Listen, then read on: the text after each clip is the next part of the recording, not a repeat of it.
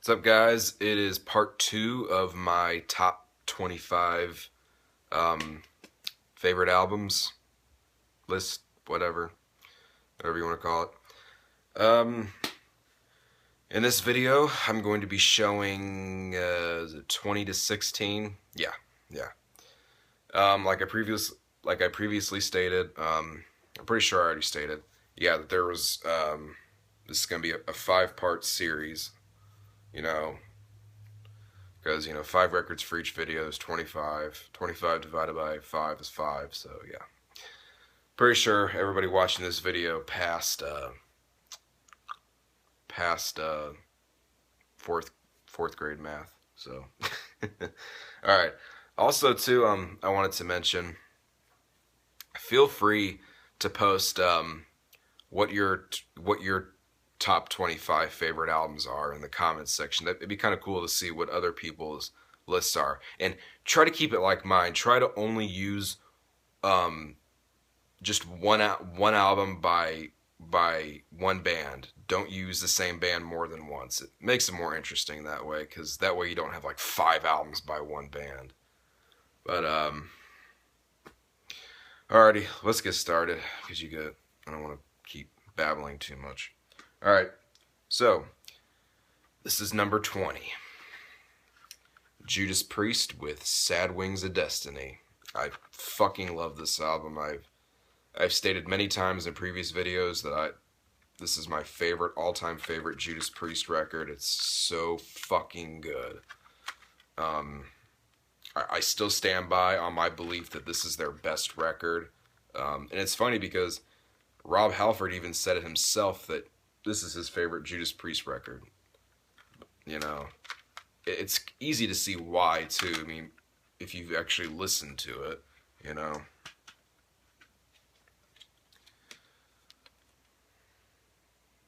that... But yeah, I mean, it's just such a fucking good album. It's never a dull moment.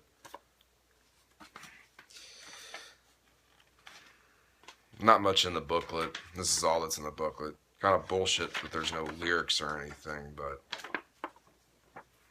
Oh. I hate that glare so much. I really do. But yeah, this was just their...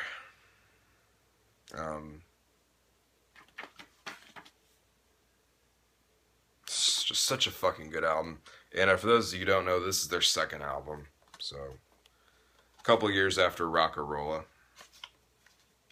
Yes, it's such a good fucking album. Like, I cannot stress that enough, how fucking amazing this album is.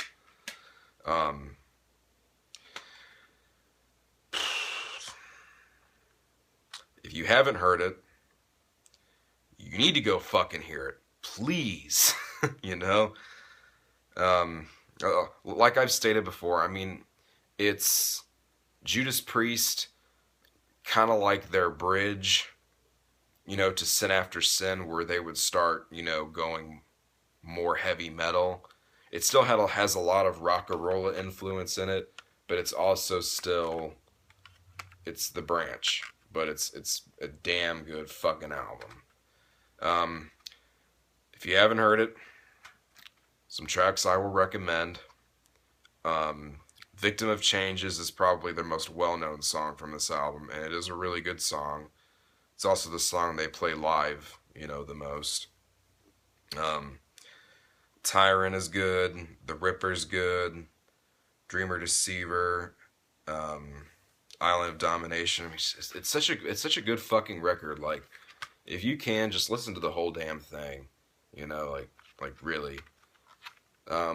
Just like some records, you can't just pick one track. It's the whole album or nothing. I mean, this one, it's hard for me to pick just one song. Like, if I want to listen to anything off this album, I have to listen to the whole thing. But yeah, Judas Priest, Sad Wings of Destiny. This lands at number 20. Check it out. Alrighty. I really fucking hope everybody loves this next record, because this is definitely a classic. This is number 19. This is Rainbow with Long Live Rock and Roll. It's definitely my favorite fucking Rainbow album. Definitely, without a doubt. Like I said, another album that I have to listen to from start to finish if I'm gonna listen to it at all. You know, I can't just be like, oh well, I really feel like listening to that song. It's like, no, I gotta start from the top and go to the bottom. There's that. It's cool. It's kind of cool that I'm doing this series too, because like when I did my CD collection videos, I didn't really get to show a whole lot of the CDs, so at least you guys are getting to see more of the CD and stuff, which it's not a shit ton to show compared to like vinyl, but I know a lot of people would still be interested in seeing all this stuff though. Oh, this is cool. Gotta love that. Yeah, it's just such a good fucking record. I mean, in my opinion, their best record, at least their best record with Ronnie James Dio on vocals. I haven't really listened to much Rainbow stuff afterwards, after the Dio years. But out of all three Dio era studio albums, this one's my favorite, definitely. A lot of people would say Rainbow Rising is their best, but I think Long Live Rock and Roll is their best. That's my opinion. So, like I said, you guys are free to put in the comments section, you know, what your favorites are, because I would love to see them. But yes, very, very fucking good album. If you've never heard this album, you need to go fucking, after this video, during this video, open up a new tab, listen to this fucking record. It's so fucking good. If you have not heard it, some tracks I'll recommend. The title track, obviously, is a great one. Gates of Babylon is a classic. Kill the King is a really good one. Lady of the Lake. Now, the very last song on the album is kind of like a ballad, rainbow-wise, but it's one of the most beautiful songs I've ever fucking heard. It's so fucking good. But just please do me a fucking favor, listen to this whole fucking record if you haven't already. It's so good. Yeah, nothing else I really need to say. This is Rainbow with Long Live Rock and Roll, and this lands at number 19. Alrighty. Gonna go a little heavier now. Gonna move to the 80s. Moving away from the 70s into the 80s. This was not done. No, wait, no, actually, no, this is 90s. Fuck, I'm retarded. Number 18, Megadeth with Rust in Peace. It was very hard for me to choose between Rust in Peace and Killing Is My Business. So Killing Is My Business is an honorable mention for this video. Now, I know some of you would probably say, oh, well, Peace sells. But personally, I think this one and Killing Is My Business are both better than Peace sells. But that's my opinion. Like I said, you guys are free to fucking post in the comments what your favorites are. I've owned this album for a long time. Like this specific CD. I really want to get this album on vinyl. I really want to get the rest of Megadeth's catalog on vinyl in general. But anyways, we're supposed to be talking about this specific record, so let's fucking talk about it. There's the inside. Cool shit there. Just such a fucking good album. I mean, many people say that this is Megadeth's peak, and it musically, and it definitely is. Especially with, you know, the introduction of Marty Friedman and Nick Menza. You know, many people believe that this is their best album. Like I said, other people say Peace Sells was their best album, but those are the two albums that I hear people say the most is their best album, you know. Man, I never really realized how much water damage this booklet has. I got it used a while back. Yeah, some of the booklet there. I have not listened to the new Megadeth album yet. I've only heard a few tracks from it, but from the few tracks that I've heard were pretty fucking good. So,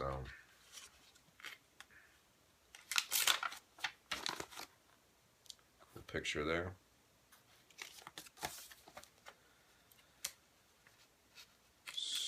But yes, I mean, if you have not heard this record, this is a thrash classic.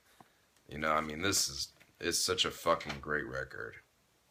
You know, like if you have not heard this record, this is. I'm gonna say that about every fucking record in this that I show in this series that you need to fucking hear, because you do need to fucking hear it. Every single record that I'm going to be showing throughout this whole series, you need to fucking hear if you haven't already, because they're not in my list for no fucking reason, you know. I'll show that again. Like I said, most people, you know, love Megadeth, love this album. Not much more I can say about it. But for some reason you have not ever heard this record, some tracks I will recommend. The two songs that they always play, Holy War is the Punishment Due, and Hangar 18, those are staples in their set list. My personal favorite off the album is Take No Prisoners. That's one of my favorite Megadeth songs. Tornado of Souls is also a classic. That's a really good one too. Dawn Patrol, Five Magics. It's such a good fucking record. Like if you haven't heard this record, you're majorly missing out. Regardless if you're into thrash metal or not, this is a good fucking record. But anyways, this is Megadeth with Rest in Peace, and this lands at number 18. Check it out. Alrighty. Yeah, this is a good one. This is number 17. This is Slayer with Show No Mercy. God, I fucking love this album. Very, very, very fucking hardcore Venom and Merciful Fate influence on this album. But it's so fucking good. And to me, this is Slayer at their best. I don't feel that any album after this topped it. Now, I know what you're going to say. Oh, well, Rain and Blood. No, this album is so much different than Rain and Blood. And in my opinion, so much better. It's so good. Show the inside there. I mean, this CD even looks badass. You know? Pull out the booklet here.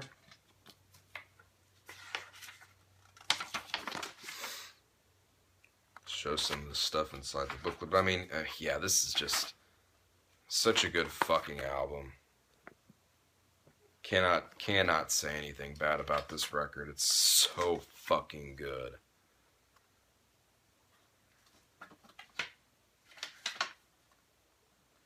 Cool pictures there on the last page.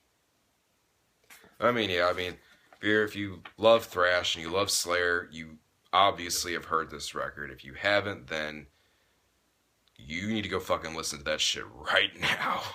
You know? Well, I mean, like I said, not much to say about this album, because, you know, any thrash fan, any Slayer fan has fucking heard it. But, as always, if you haven't heard this album, some tracks I will recommend. Black Magic is a classic. I'm pretty sure that's still a staple in their set list. Die by the Sword, The Antichrist is a good one. There was another really good one on here, but I forgot which one it was. It might have been Metal. Yeah, I think it was Metal Storm, Face the Slayer. That one was really good too. I mean, just check out the whole fucking record, you know? Just please do. Like I said, all these albums I'm showing are albums that just, like, I have to listen to in their entirety, you know? Otherwise, it doesn't get the full appreciation for me. But yeah, this is fucking Slayer with Show No Mercy, and this lands at number 17 on my list. Check it out if you haven't. Alright, time for the last album of the video. And this is definitely a good one. Alright. This is number 16. This is Dark Tranquillity with Damage Done.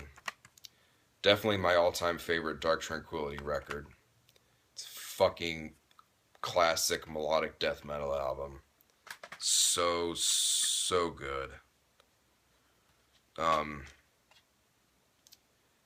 if you've never heard Dark Tranquillity, like they're melodic death metal, so they're like In Flames, At the Gates, Insomnium, stuff like that. Just so fucking good, and this album is so good. Not one bad song on this album.